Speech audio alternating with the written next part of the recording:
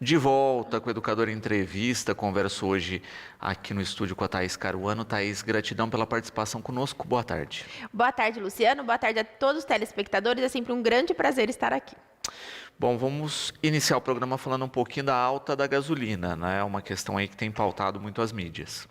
Muitas vezes, né, a pessoa não tem carro, né, Luciano? Às vezes tem o carro ali flex e fala, não, a alta da gasolina não vai me impactar, mas acaba impactando a todos. Até porque a gasolina está ligada também aí o preço do diesel, né, que eles são totalmente interligados, em razão dos dois virem do petróleo. E a gasolina, quando ela está em valores mais elevados, acaba impactando a vida como um todo, porque nós temos que pensar que a maioria das questões que nós temos em casa, ou de todas ali as questões, vem por vias terrestres. Então, ali através das estradas, estando ligado aí à questão dos preços do combustível. Então, essa questão da alta do combustível, agora a alta do dólar, infelizmente acaba impactando sim e muito a vida dos brasileiros. Então, vai do pãozinho a questões mais complexas, questões de viagens, tudo acaba sendo muito impactado, porque a farinha vem por vias terrestres, então todas as questões do mercado vêm por estradas, né? Poucas coisas são cultivadas no próprio local, então esse intercâmbio de produtos acaba impactando e muito. A questão do dólar também, porque dependendo, sim, de produtos que vêm de fora do país, então isso acaba encarecendo e acaba aumentando aí a nossa inflação diretamente. Também é interessante, né, quando a gente pensa dentro da estrutura específica aí, desse perfil de preços, que quando a gente fala em combustível, você tem como referência também o mercado internacional, não é? Então é isso, sobe o valor do barril de petróleo, é efeito cascata no mundo todo. Com certeza, então acaba impactando como um todo, né? Às vezes quando temos guerras também em países que existem ali muito petróleo, né? Isso acaba impactando e muito aí o nosso país. Então, com certeza, aí é um efeito em cascata, sim, e que acaba impactando negativamente, né? Porque aí o preço de tudo acaba elevando. Exato. Também é interessante, né, a gente pensar, a gente está passando por um período aí de eleições na Venezuela, conturbado, etc. Não é o maior produtor de petróleo do mundo, mas é onde tem as maiores reservas. Então a gente sabe também que isso pode afetar o preço do produto. Aqui para nós, né, da América do Sul, acaba sendo um dos maiores, né, Luciano? Então, assim, acaba impactando. E essa questão da eleição da Venezuela vai gerar ainda muita conversa. Porque tem alguns países que falam que não reconhecem a legitimidade do presidente que foi reeleito. Isso com certeza é muito conturbado, acaba gerando várias questões, podendo e até culminar numa guerra, infelizmente, que é muito triste. Então espera aí que as questões dos ânimos, né, se acalmem e tudo volte aí à regularidade. Perfeito. Ao mesmo tempo que a gente fala de transporte, nós estamos também falando aí de um lançamento pelo governo federal da fase Voa Brasil, né, a primeira fase desse programa, que foca nos voos das companhias aéreas focados nos aposentados. Então, um plano muito bonito, Voe Brasil. Então, o governo está focado em quem está aposentado para o INSS e não viaja de avião há mais de um ano. Então, a pessoa que é aposentada para o INSS e não viaja de avião há mais de um ano tem direito a verificar uma passagem através desse programa. As passagens vão custar no máximo R$200, então a passagem de avião vai custar no máximo R$200 e tem as taxas de embarque, que essas não estão inclusas. Pode levar uma bagagem de até 10 quilos, então ele é a bagagem de mão, mas a pessoa vai conseguir aí viajar. É através do site do governo que adquire essas passagens para fazer o pagamento. A passagem é apenas para o aposentado, não tem direito a acompanhante. Caso a pessoa tenha alguma deficiência, aí são outras regras. Não tem direito a acompanhante e paga esse valor de R$200. Acaba sendo muito interessante, né? Porque auxilia aí os aposentados a receberem a passagem e conseguirem realmente aí passear, curtir realmente aí a melhor idade. Então, esse programa do governo já está valendo, então ficar atento, quem tem direito e conseguir ali correr para localizar os melhores textos. Qual é a ideia do governo? A maioria dos voos tem 20% de assentos que não possuem ninguém. Então, o governo ele quer cumprir, né, preencher esses 20% com os aposentados, que acaba sendo muito interessante. Claro que os dias ali de pico, né, final de ano ou véspera de feriado, essas datas com certeza serão mais complicadas, mas tem todo o restante aí do ano, o aposentado tem um pouquinho mais de folga aí normalmente nos seus horários, né? Acaba tendo aí para dar uma voltinha. Perfeito. E é interessante também porque estimula o turismo, né? Estimula a economia de uma certa forma. E quando se pensa no perfil do aposentado, é um perfil que pode viajar em qualquer época do ano e não só na época que a gente tem de período de férias, etc., que esses aviões costumam lotar. Com certeza, porque acaba não tendo filho também em escola, né, que acaba limitando ali os períodos de férias. Então, o serviço também, né, normalmente não, muitos aposentados, claro que trabalham, mas muitos deles não estão trabalhando. Então, acaba facilitando aí como um todo e a pessoa pode ir viajar de forma mais tranquila e enchendo os voos. Esses R$ 200, de certa forma, acaba ajudando aí um pouco a companhia. Então, não é uma viagem de graça, como acontece com as questões rodoviárias, né, que os aposentados também têm direito, mas não é uma viagem de graça, é R$ 200, mas é um valor com certeza muito mais acessível do que os valores normais das passagens aéreas. Thaís, falar um pouquinho do pente fino da Previdência, né? Como funciona e quem pode ser atingido. O governo federal começou agora no mês de julho um grande pente fino na Previdência Social. O objetivo é fazer uma economia de 6 bilhões de reais para que as contas do governo consigam ali fechar realmente. Isso acaba sendo um número extremamente alto. Apenas de auxílio doença está previsto rever até o final do ano 800 mil benefícios de pessoas que estão recebendo há mais de 2 anos e que não ocorreram aí novas perícias. Então todo mundo deve ficar muito atento a essas perícias, né, e a convocação do pente fino. E o que se deve ficar atento? Primeira questão, deixar o endereço atualizado junto ao portal do Meu INSS. Assim, caso o INSS precise fazer alguma convocação, o endereço está atualizado e o INSS vai enviar algum tipo de carta. Então, ficar muito atento em relação a isso. Se precisar, para o INSS ele ter o meio já de contato. Caso a pessoa tenha mais de 60 anos e já seja aposentado por invalidez, não será convocado para as perícias do pente fino, o que acaba favorecendo essas pessoas. E quem está recebendo auxílio-doença, aposentadoria por invalidez já por um tempo, é muito interessante, caso vá em algum médico, não deixe de solicitar os relatórios médicos. Precisa desses relatórios médicos, que em algum momento, se for convocado, a pessoa já está ali toda aqui com a documentação, porque caso realmente precisa, para continuar com o seu benefício. Então, ficar muito atento em relação a tudo isso. Principalmente quem depende aí da rede pública, que sabemos que há uma maior dificuldade, principalmente para os médicos especialistas. Mas quem está recebendo o benefício há um bom tempo, fique tranquilo, não fique preocupado, mas só deixe o endereço ali atualizado no INSS, que caso o INSS precise procurar, a pessoa já consegue, né? A forma o INSS tem o meio de contato.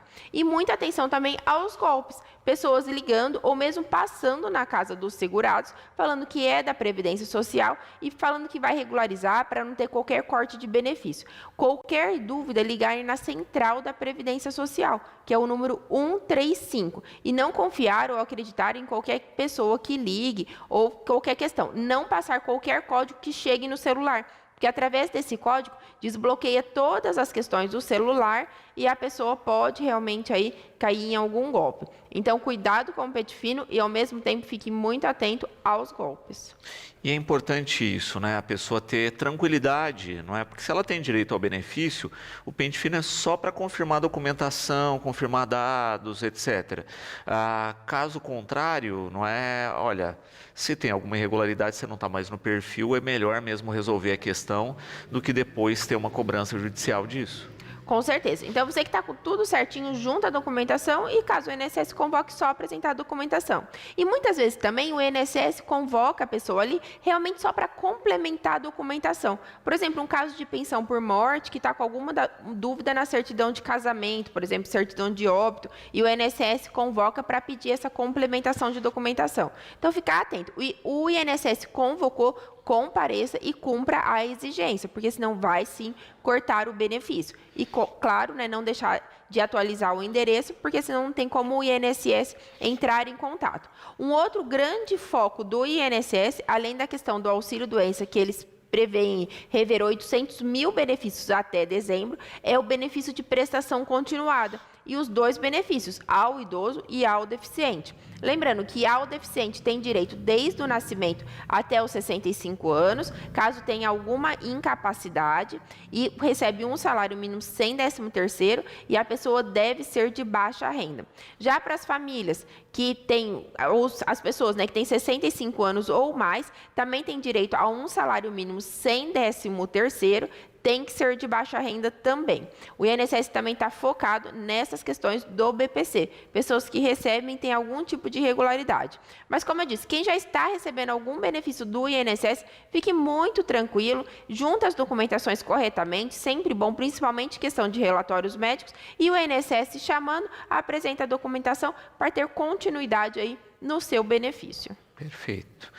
A Ludmila perguntando aqui, né? Caso seja interrompido por alguma questão, pode ser retomado caso apresente a documentação a posteriori? Muito obrigada pela pergunta, Ludmila, com certeza. Então, caso o INSS corte o benefício e posteriormente é comprovado que, na verdade, deveria ter uma continuidade, a pessoa vai receber todos os valores desde quando foi cortado. E a maioria das vezes isso vai acontecer de forma administrativa. O que isso significa? Dentro da própria Previdência Social, sem ter que ir para a Justiça. Porque indo para a Justiça, nós sabemos que é um pouco mais demorado. Então, às vezes, é interessante resolver, sim, dentro da própria Previdência Social. Mas se foi cortado, regularizando a documentação, restabelece o benefício e, inclusive, recebe aí os atrasados. Perfeito. A Laura também, né, sobre essa questão da informação, perguntando a respeito disso, né, são só documentações, né, não é como a prova de vida que tem que ter a pessoa presente. Ô, Laura, depende, porque pode ter também convocação para perícia. E nesse caso da perícia, a pessoa vai ter que comparecer sim. Aí a questão, né, de já juntar os relatórios e exames médicos. Então depende do que, qual o que o INSS quer verificar. Se existe alguma irregularidade na documentação e ele quer complementar essa documentação, se quer realizar ali uma nova perícia médica, então conforme for, a convocação vai sim ser para a perícia médica e a pessoa vai ter que comparecer de forma presencial. Caso a pessoa seja totalmente incapaz, acamada, esteja internada, isso pode ser comunicado à Previdência Social e um funcionário do INSS vai até o local que a pessoa está. Então, isso também pode acontecer. E conforme for, se for só uma apresentação de documentação, pode outra pessoa apresentar e pode também fazer uma procuração pública. A procuração pública para fins previdenciários, ela é feita direto no cartório e ela não tem custo. Então, acaba sendo bem interessante porque a pessoa pode se fazer representar. Por isso é importante, né? Olha, tem uma pessoa que está afetada com uma doença grave, que não pode comparecer, pelo menos a documentação aí relacionada, laudo médico, etc., para pedir que o profissional faça a visita em loco. Isso mesmo. Então, caso a pessoa seja totalmente acamada, não consegue aí fazer o transporte, às vezes a pessoa está internada, tem alguma questão, o INSS vai sim, um funcionário do INSS vai sim até o local verificar ali como a pessoa está, o que realmente está acontecendo. Perfeito. Falar um pouquinho da questão, né, que tem aparecido aí nos noticiários, que é a venda de sentenças na Bahia, não é? Tem aí várias ações do STF, CNJ e da Polícia Federal averiguando e constatando essas questões. Isso mesmo. O Conselho Nacional de Justiça está focado nessa questão de venda de sentenças. E dois juízes foram afastados e o principal foco faz 5 anos esta investigação. Então, no decorrer, foram descobrindo vários fatos. Então, é tentar diminuir e, claro, né, a lisura ali do Poder Judiciário, que é tão importante para nós, porque confiamos tanto realmente ali na justiça. E tem que ser realmente uma questão justa, né? Se nós soubermos que tem vendas de sentença ou qualquer questão nesse sentido, o país todo fica muito temerário, então acaba sendo bem complicado. Então, o Conselho Nacional de Justiça está focado nessa questão de venda de sentenças e tem 2 juízas, no caso do Nordeste, que acabaram sendo afastadas em razão disso. E vamos verificar aí, tem questões no Sudeste também, e tanto questões de venda de decisões no STJ, então está sendo toda uma investigação macro no país todo para verificar todas as irregularidades. Isso com certeza é uma medida muito importante, como eu disse, né, para manter ali a lisura do Poder Judiciário, os 3 poderes conseguirem viver de forma harmônica. E é interessante porque também tem a questão dos recursos, não é? Quando a gente pensa em qualquer linha processual.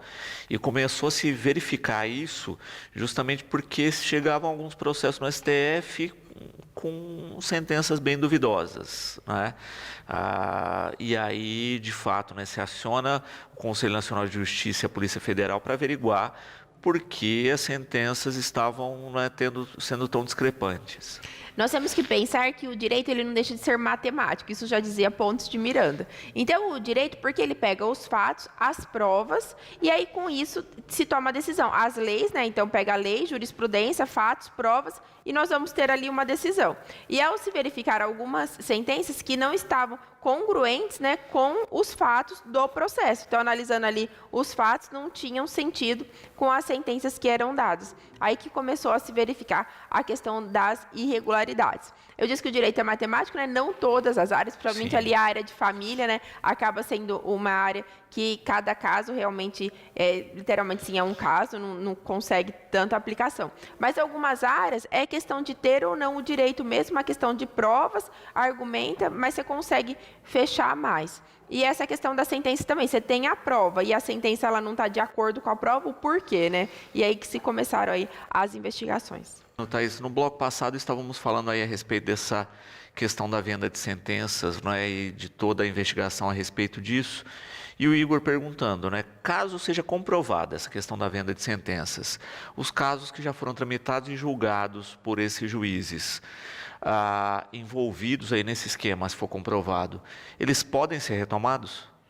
Com certeza, Igor, eles vão ter que ser retomados porque, na verdade, essa sentença é nula. Então, como ela teve ali um vício, ela vai ter que ser anulada e vai ter que rever. Vai ter questão de prazo, tudo, mas com certeza vai ter que rever, porque a pessoa não pode ser prejudicada. E conforme for, se a outra parte não responder por isso, ou alguma questão que a pessoa podia ganhar, nesse caso, quem vai responder vai ser o Estado. Porque o Estado, caberia ao Estado fiscalizar essa questão do órgão público, dos funcionários que é intitulado ali por ele. Então, vai caber ao Estado verificar a questão de pagamento, né? No final das contas, sempre cabe o cidadão que acaba pagando a conta, né? Mas, em último caso, quem vai responder por tudo isso vai acabar sendo o Estado. E também é interessante, né, a gente entender esse processo, porque imagina a bola de neve, né, ou avalanche que vai vir a partir disso, né, porque se esses juízes, de fato, né, negociaram sentença, alguém comprou essas sentenças, né, então também se vira aí processos com quem fez esse trâmite.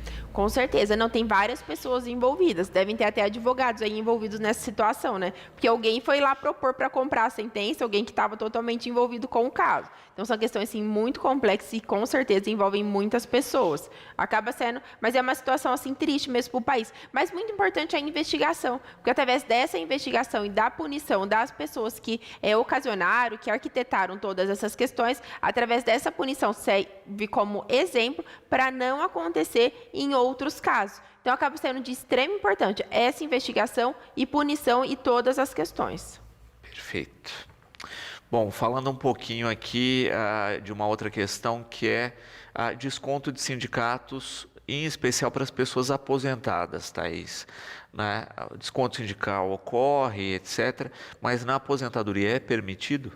Então, quem é aposentado fica muito atento se tem algum tipo de desconto indevido em sua aposentadoria. O que acontece? A pessoa ela tem um desconto ali indevido na sua aposentadoria e às vezes não nota. Até porque muitas vezes o valor é extremamente baixo. Às vezes 7, 10, 15 reais. Então o valor realmente é extremamente baixo. Só que esses descontos sem autorização da pessoa não podem ocorrer em nenhum momento. Os descontos eles só podem ocorrer caso a pessoa realmente autorize ter algum tipo de desconto. Então, nesses casos, o que pode ser feito? Pode entrar com um processo de danos morais e materiais, então, para ter o ressarcimento dos valores indevidamente descontados, mas os danos morais. E muitos juízes acabam dando essa sentença sim. Então, ficar muito atento, aposentado, tirar ali o extrato, verificar o que tem de errado. Muitas vezes tem questões erradas também na taxa de juros. Então, a quantidade que o banco coloca de taxas de juros está indevida. Então, em razão disso, acaba sendo necessário verificar. Não pode ter venda casada, então vender seguro, junto com a questão do empréstimo. Então, todas as questões conseguem ser revistas. E se teve pagamento indevido, deve ter devolução, conforme for até devolução em dobro, e conforme o caso até danos morais. É bom ficar muito atento em relação a isso, porque normalmente existe muita irregularidade. Perfeito. E é interessante também, né, a gente falando aí simplesmente de um desconto sindical, feito sem autorização.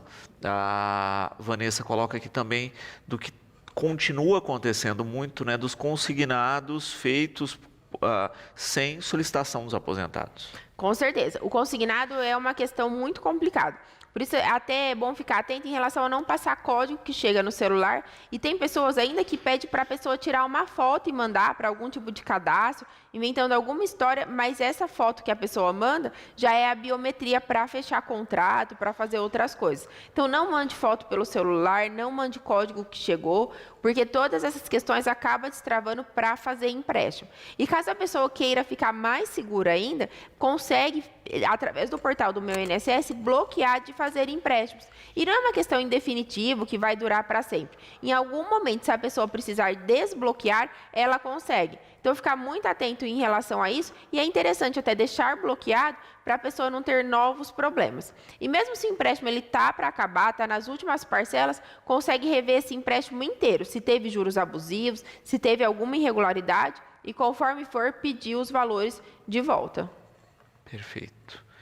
A Júlia também falando dessa questão aí dos consignados, né? Especificamente, né, que foi aprovado um projeto de lei aí há algum tempo que multa, né, estruturas financeiras caso façam isso sem autorização.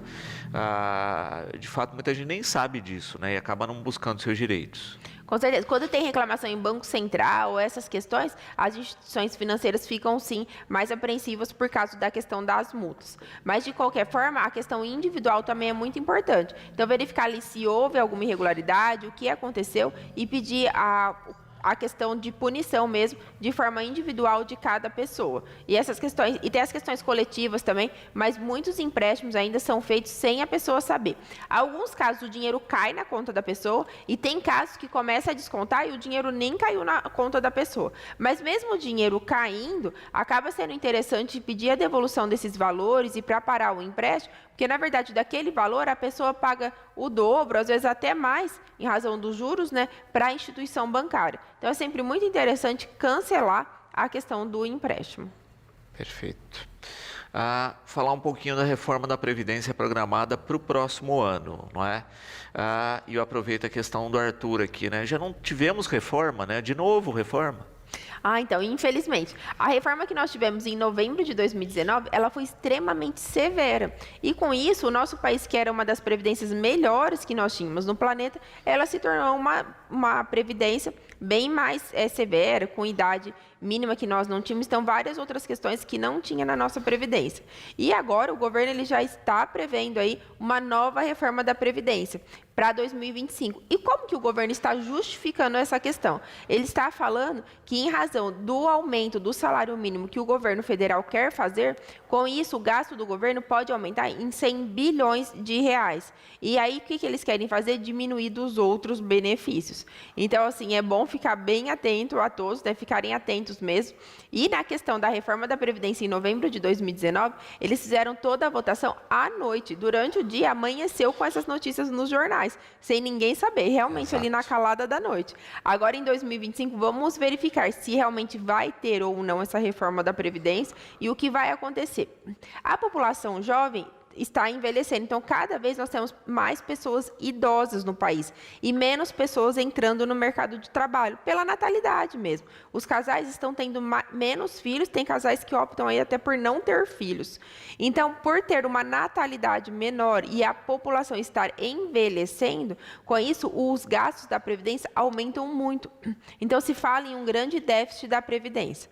Mas, na verdade, se os aposentados guardassem todos esses valores, nós não teríamos aí um déficit da Previdência real. É que nunca se guardou os valores e agora o governo está realmente ali precisando pagar e muito, né? Porque as pessoas estão ficando mais velhas mesmo, estão vivendo mais, uma longevidade maior. Então, com isso, o governo ali está sofrendo um pouco para fazer todos esses pagamentos e, com isso, a promessa aí de uma nova reforma da Previdência. Perfeito. Bia aqui também com relação a essa questão da reforma, né? Se aprovada, tende a se tornar melhor, né? É difícil ficar uma situação pior do que está hoje. Bia, o objetivo com certeza é piorar. Não tenha essa esperança. Como a reforma da Previdência de novembro de 2019 foi muito dura, vários especialistas falavam que as próximas reformas provavelmente iriam melhorar as questões das regras que endureceram muito. Aí algumas questões foram julgadas no STF, mas nenhuma melhorou ainda para os aposentados. E agora a nova reforma da Previdência é para endurecer um pouco mais, sim. Por quê? O governo ele já está justificando o porquê da reforma. E ele está justificando que é para conseguir segurar os gastos em razão do aumento no salário mínimo. Então, se ele quer segurar os gastos, ele vai tirar do bolso do aposentado, sim.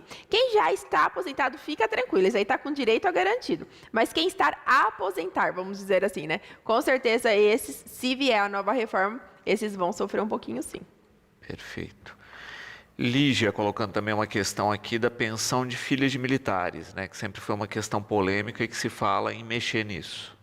Então, essa questão das pensões, né, a questão dos salários dos militares até, saiu até uma notícia que, na verdade, a quantidade de aposentados militares que eles estão recebendo ali as aposentadorias, na verdade, eles já estão há mais tempo, em média, né?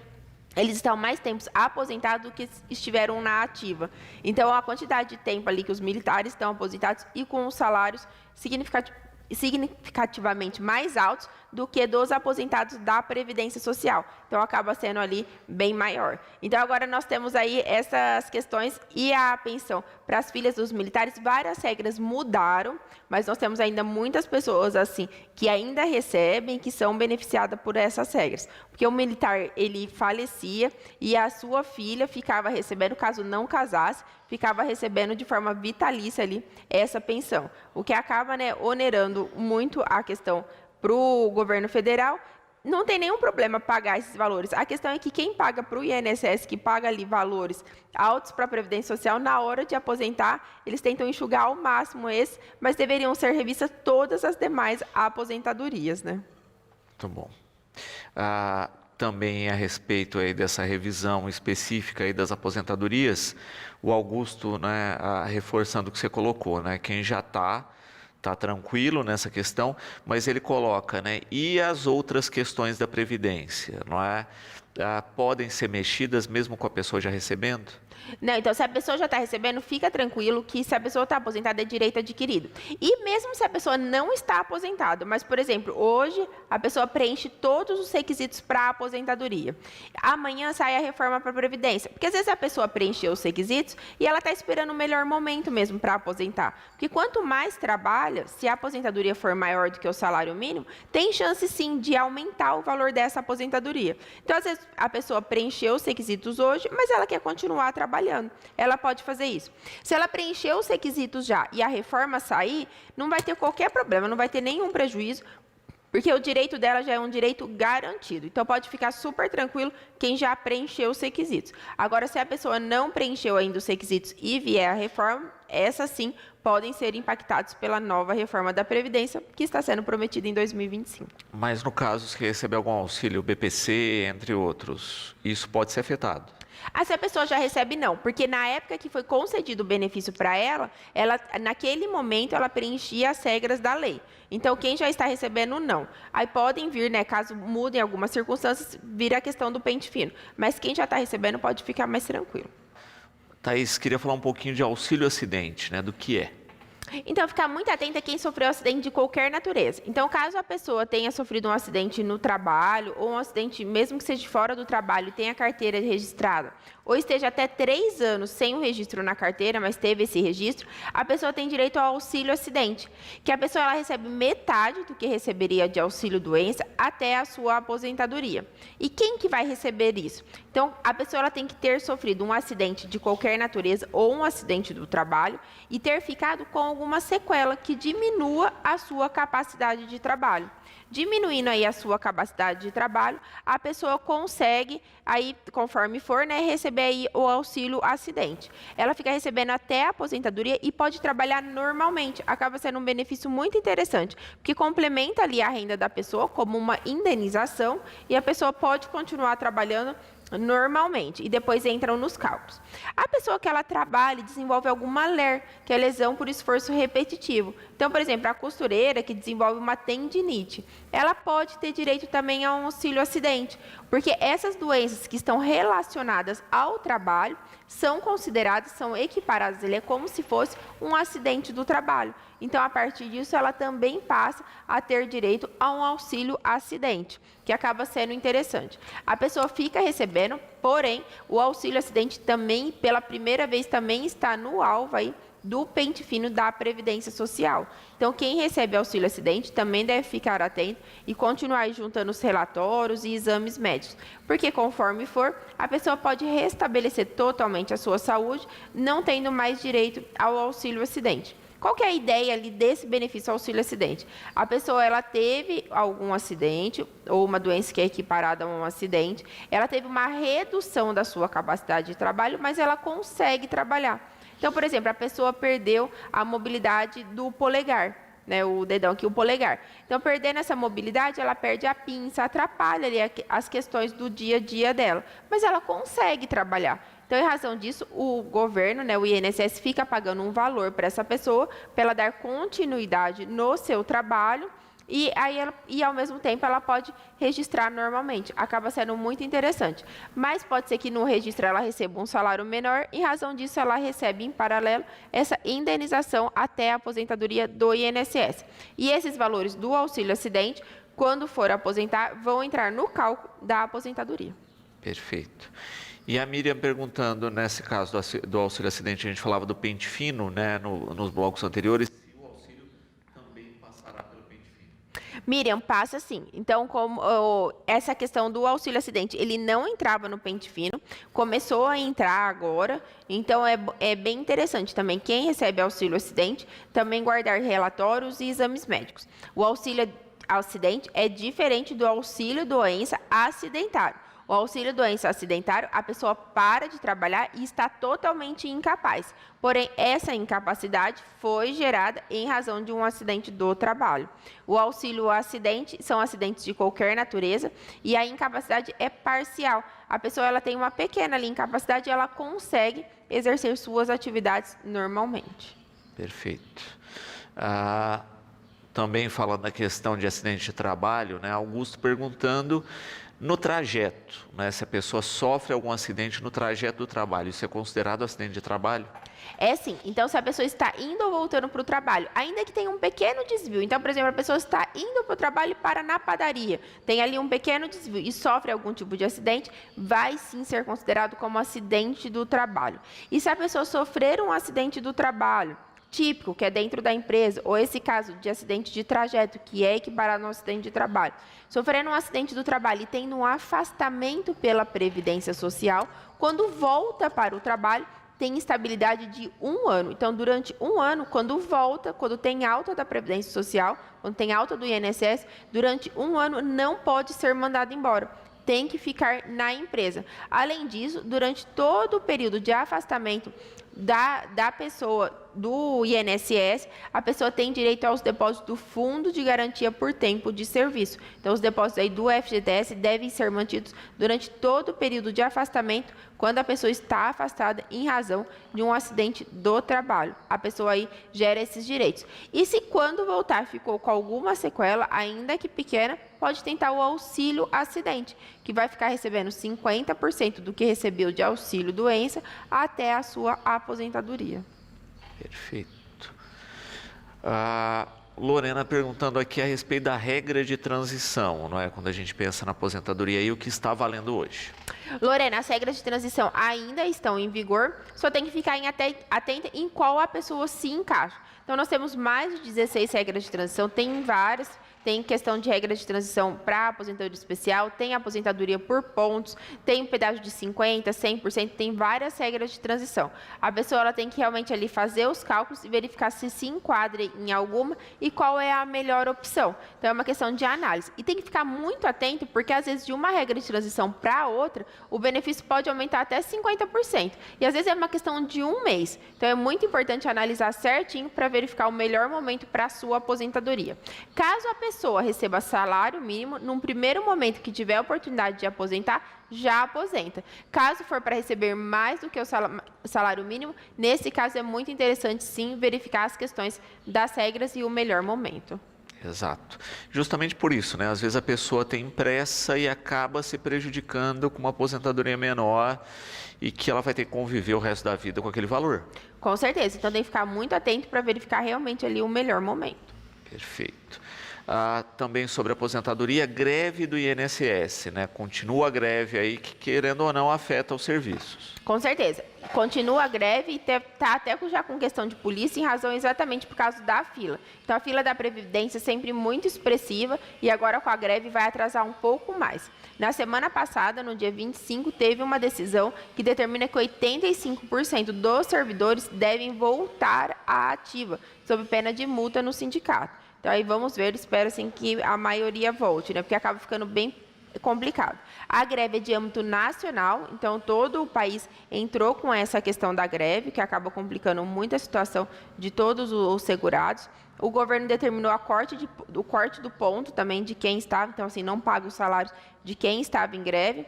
Vamos ver aí as negociações para restabelecer os serviços. Perfeito.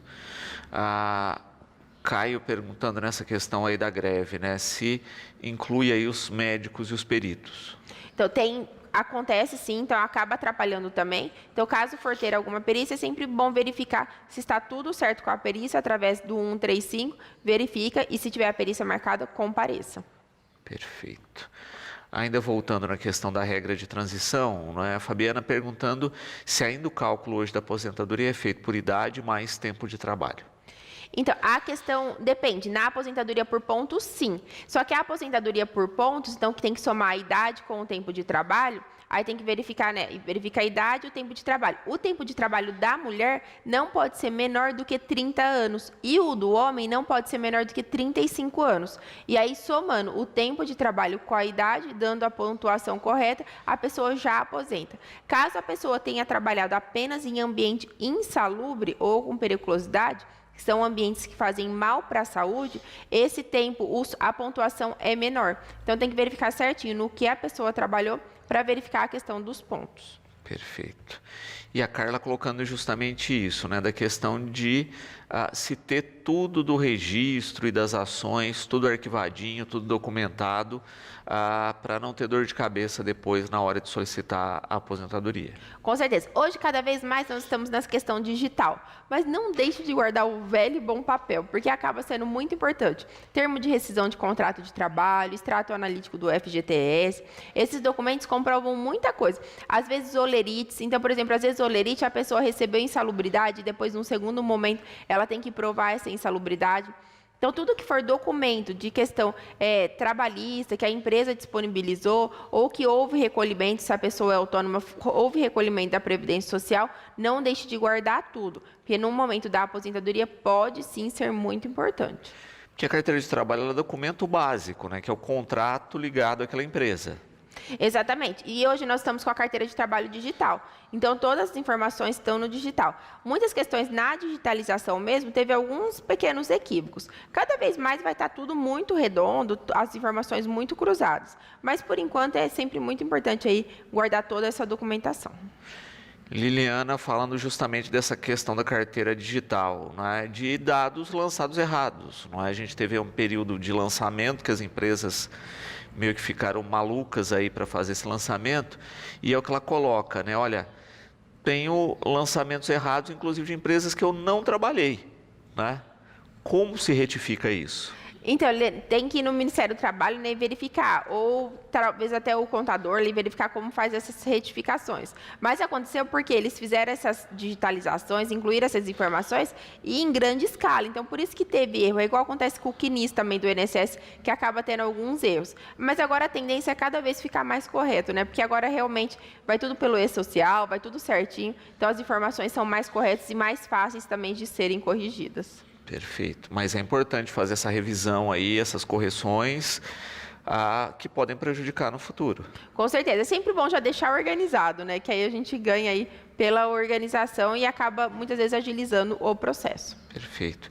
E de fato, né, tudo era feito por códigos, você tem códigos que são o mesmo para várias categorias ou início, né? Então você tem lá instrutor, você tem dezenas, centenas de trabalho enquanto instrutor, às vezes seleciona o errado, né? Não quer dizer que vai prejudicar a aposentadoria no final, mas pode dar uma diferença no valor, ou você poderia ter aí uma questão específica que anteciparia e que você perdeu, né, justamente por, olha, tal ação teria periculosidade, nessa que foi registrada não tem.